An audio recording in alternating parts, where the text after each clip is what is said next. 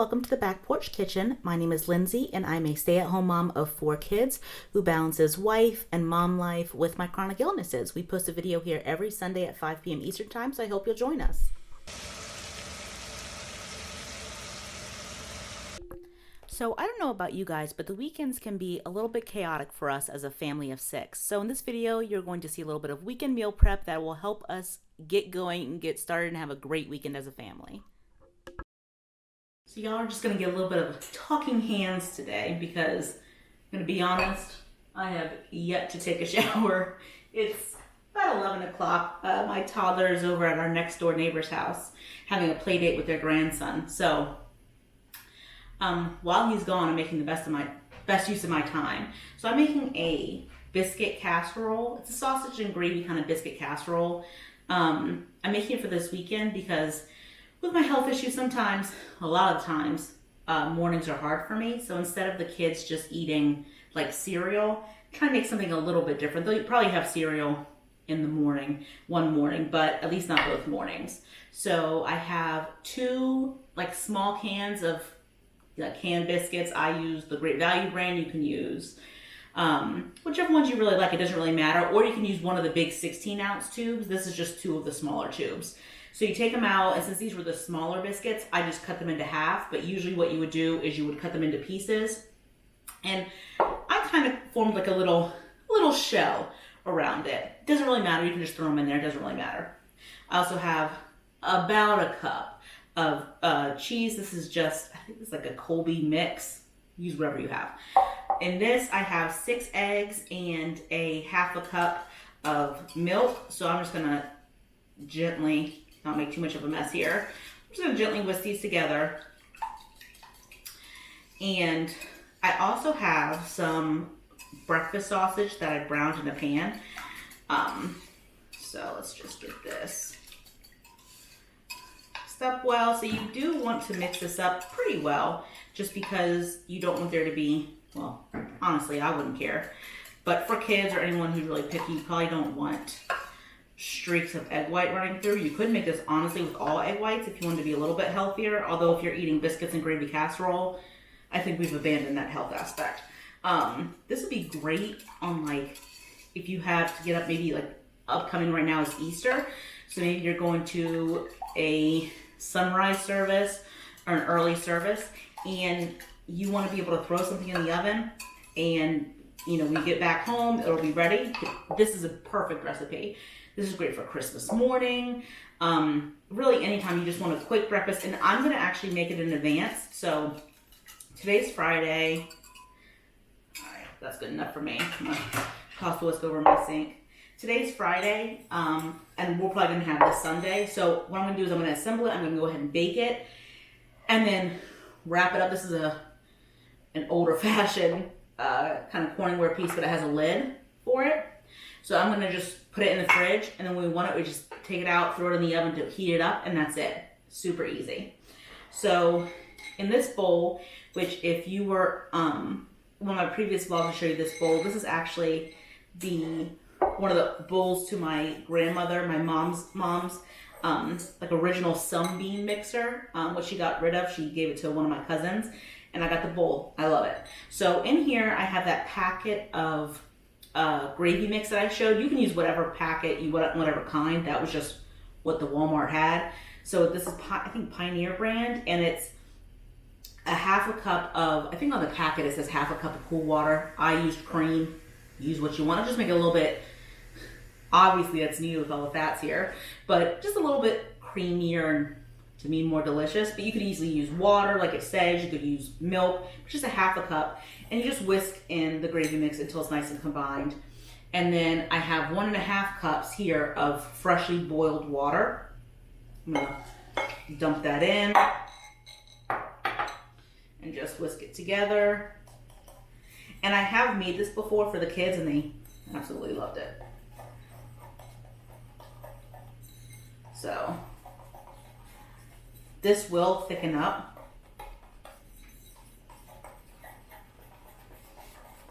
So everything's all whisked in. If you whisk it well the first time where there are no lumps, you just really need to. So I'm going to grab my pan of breakfast sausage. This is just Jimmy Dean breakfast sausage. I had it in the freezer, so I wanted to go ahead and use it. And I'm just gonna dump this in.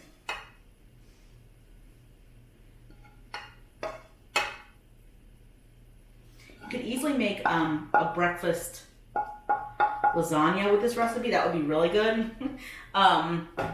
Just by doing this, I mean, really all the same ingredients, but you could even roll the biscuits out. And to make almost like little lasagna noodles, roll the biscuits out. I'm just gonna wipe up some milk here that I splattered because I'm prone to splatter. And roll the biscuits out and do layers of like the biscuit. Oh, obviously make sure you spray this pan or whatever pan you use first to make sure it comes out really nicely, but you could roll the biscuit pieces out instead of cutting them, make like lasagna noodles, and then just a layer like the sausage, you could use cheese, the eggs, you could just layer it out like that. You could even go ahead and scramble the eggs into like sheets. An easy way to do that is to pour some beaten eggs into a sheet pan and cook them in the oven, and then bring them out, and then you can cut them into the whatever size you want and layer them, and then pour over the gravy and top with cheese. That would be delicious. That's a great little, easy to do, quickly do it. So since this sausage is still pretty warm, I'm gonna actually pour over the gravy mix first, just because if you pour over the cool eggs directly onto that warm sausage, it's gonna go ahead and start to scramble them. So I'm gonna go ahead and pour this on there. We use a little bit shy. I can go ahead and make myself a little scrambled egg and do a maybe like a scrambled egg bagel for breakfast since I haven't eaten yet. And then we're just gonna top this with cheese. So again, since the sausage was warm, I put the gravy mix in first, but if your sausage is cooled, then you don't have to worry about that, just sling it all in there. So that's all the cheese. What I'll probably do is I'm gonna do just this amount of cheese at first, and then tomorrow or whenever we eat it, I'll probably just throw a little bit more cheese on there because more cheese, more better, in my opinion, and the kids love cheese. Go ahead and throw this in the oven. It's at 350. I'm gonna look at it at about 20 minutes, I think. Let's see, I have the recipe written down. So I can, yeah, I think I'm gonna do about 20 minutes at first, and then I'll look at it and see what it needs, and then I'll typically bake for about 30 to 45 minutes, depending upon your oven, obviously. If your oven cooks warm, just keep an eye on it, to be honest. If you see it getting maybe a little bit too brown, like maybe you have a gas oven or something where it browns really quickly on top, just chuck some foil on it, and call it. If I wouldn't do the foil too tight, you don't want to pull the cheese off, but just spray the foil if you need to do it tighter. So I'm gonna put this in the oven, and then I'm going to clean up the dishes, and hopefully my plan is to be able to get a shower and get myself together by the time this is ready. That way I can bring it out, I can show you guys, and then I also have some other meal prep I'm gonna do for the weekend, just to kind of make sure we're in a good place and my husband isn't having to pull the entire load. Although he's very capable of doing it, I don't like to leave him in that position unless I absolutely need to. And of course, you can always order a pizza, not the end of the world. So look at this oven, and I'll show you guys a little bit later what it looks like. All right, y'all, so the biscuit casseroles come out of the oven. You're gonna see some places where it's missing some things. It's because I took what I call the mom tax. Essentially, I picked the good bits off the top. So this is what it looks like. It's nice and brown. It's set. If you touch the top, it's like a little bit spongy. It's almost like it's like an egg casserole. Well, it is an egg casserole. It's not like one, but it's delicious. It's super light, and you get the nice crusty kind of cheesy bits around the top. Delicious. So it's still pretty warm. So I'm gonna let it cool before I put it in the fridge. So I'm just gonna move it over to my other countertop, and I already have the pasta water boiling. I'm gonna make some, just like some, honestly, very quick, like bag pasta for the kids for dinner. I'll probably do some baked chicken to go with it. But this is just something easy. I normally will make something homemade, but, well, this is homemade. I made it at my home. But this week has been kind of tough, just health-wise. So I'm making it easy on myself. And that's what you have to do. Even if you don't have any health issues, make it easy on yourself. These little Knorr Pasta Sides are like $1 a piece. Sometimes you can get them on sale. So if you have them, I always keep some in my pantry just in case I need some. Those are the rice sides, so I already had them. Might as well use them. So I'm going to use 2 of these. They're not the same kind. One's a cheddar and broccoli, and the other one is 4 cheese pasta. Same type of pasta. You're not gonna know the difference. They're not gonna know the difference. So I'm gonna dump them both in. In this pot, I have about 3 cups of water, like a half a stick of butter, and a cup of milk, as well as some salt and pepper. So I brought that to a boil, and I'm just going to stir it together, and I'm going to lower the heat some. And you don't cook it for very long. I mean, it's basically already done. So just reduce heat and boil gently for 10 minutes. Since I have an electric stove, it retains a lot of heat on the actual stove top. So I brought it to a boil in like 9, and I have it set on a 6, and I might have to turn it down. So throw this stuff away. And while I was gone, I was able to get 2 loads of laundry done. Well, one that was in the washer and put into the dryer, another one in the washing machine, some towels washed, got myself showered and put together, some dishes done, and then my son came home from his play date with the neighbors. Hi, Meredith. She watches the vlog, so they got to play with their grandson, and evidently they played well. They played together in the same room, but kind of in parallel. But that's fine for me as long as he's getting some socialization with some kids that are closer to his age. We do have 3 other kids, but they're a lot older. So we have an 8-year-old, a 10-year-old, and a 13-year-old. So to have another kind of toddler around his age is important. So they had a good play date. He came home, was not happy about coming home, and but he was really hungry, so he ate half a sandwich, some grapes, some goldfish. He's getting a fresh diaper and is gonna go down to bed, so he's had a good play date. So I'm gonna move this casserole over to the other countertop. Probably put a heating pad underneath. We have granite, so we don't have to. This is hot, but I can hold it. Although I do kind of have good cook's hands, so I can hold hot stuff. And then I'll get this pasta done, and then we'll come back. All right, so I actually called an audible and changed what I'm gonna do. So for the pasta that I was making, that kind of pre-made pasta, I always keep frozen meatballs in my freezer. So I decided to use those. These are turkey meatballs. And so I mixed some of those in. I had about a half a block of cream cheese, so I stirred that in, and about 4 tablespoons of fresh thyme, or 4 sprigs of fresh thyme. I pulled those off the stems and sprinkled those in, as well as about a teaspoon of like dehydrated onion flakes. So not the powder, the actual like chopped onion. So let that all meld.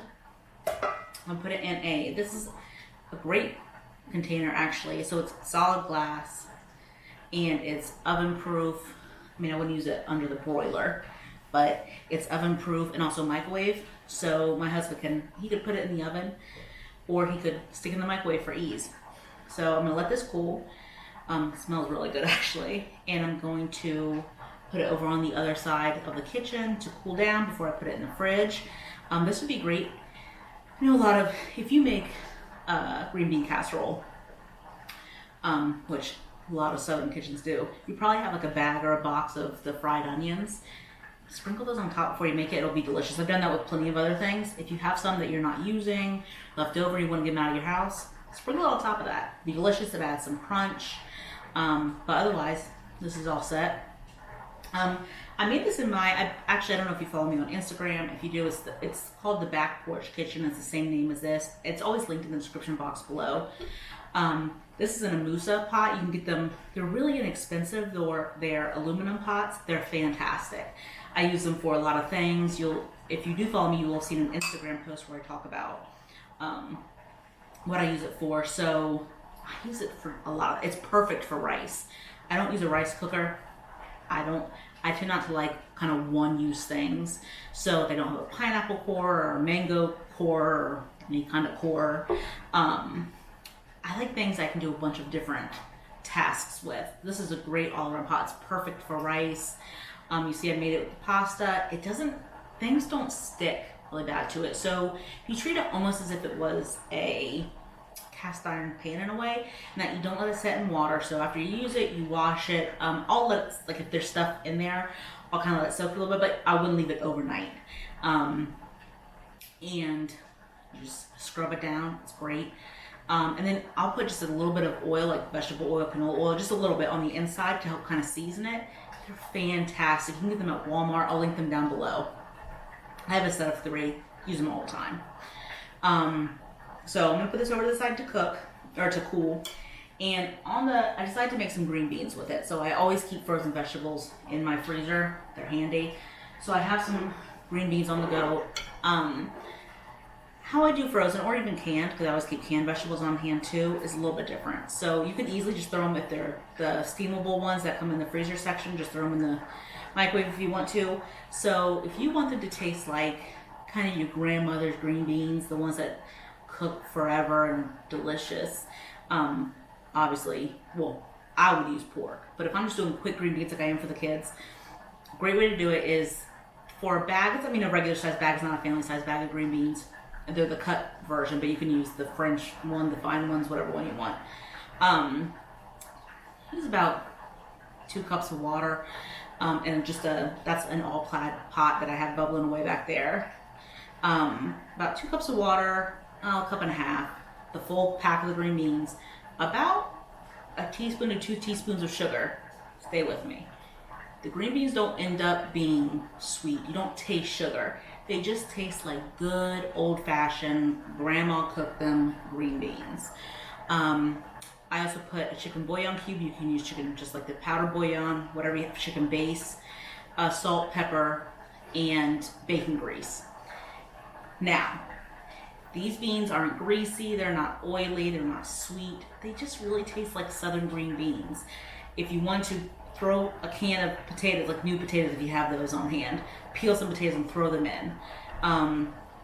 They're just really good. They just taste like good. But what you want to do is actually let all the liquid boil out. Let it completely boil out, and you'll hear it sound from. I'll be quiet for a second here, and you can hear it just boiling water. You'll hear it change. It'll change from a boil to like a sizzle. So what that's doing is all that the sugar, even though it's not a lot, is kind of caramelizing, and it just makes them. It coats them in this delicious fatty goodness. But you can always just do some buttered green beans or whatever vegetable you want. The kids are actually really good about eating pretty much whatever vegetable, but their favorite is green beans. So I'm using green beans. So put this aside to cool, and then I will come back and show you the green beans when they're done. I'm actually going to be using a smaller version of this. So I'll see you then. All right, so I'm actually going to leave a little bit of liquid in these just because they are going to be reheated.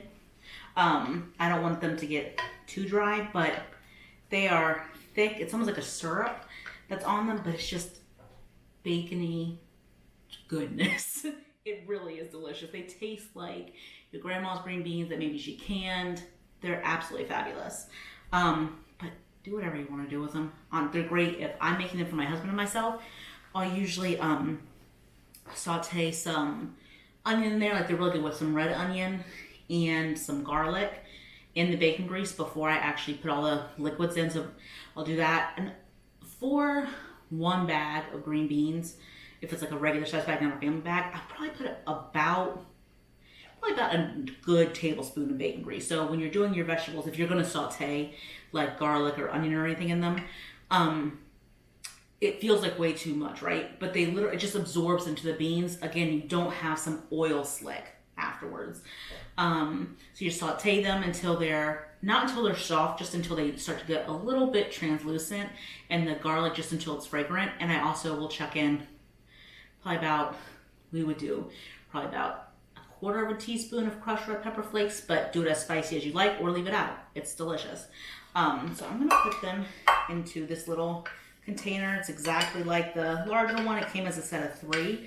If I can find them, I want to say they're Anchor, which that brand's been around forever. I want to say they're Anchor, but I could be wrong. I'll see if I can find them. So these are delicious. They're ready to go. I'll stick them in the fridge once they cool down. What are some good quick recipes that you guys use? Are there things that you would like to see? Maybe some more breakfast casseroles or even some dinner things. One of the other meals that we're having for this weekend, so we have the biscuit and gravy casserole, which from the mom text I took earlier is delicious. For breakfast, we'll have cereal probably one day for breakfast during the weekend. Or maybe it's supposed to be, I think, in the low 50s here this weekend, so maybe have some oatmeal. And then we usually do like sandwiches or something easy for lunch with yogurt and cheese and all that. And for dinner, we have the pasta I just made with the turkey meatballs. And again, it's just easy, kind of ready-go pasta. It's the Knorr Pasta Sides that I think like $1 each, and you can get them on sale. Fantastic.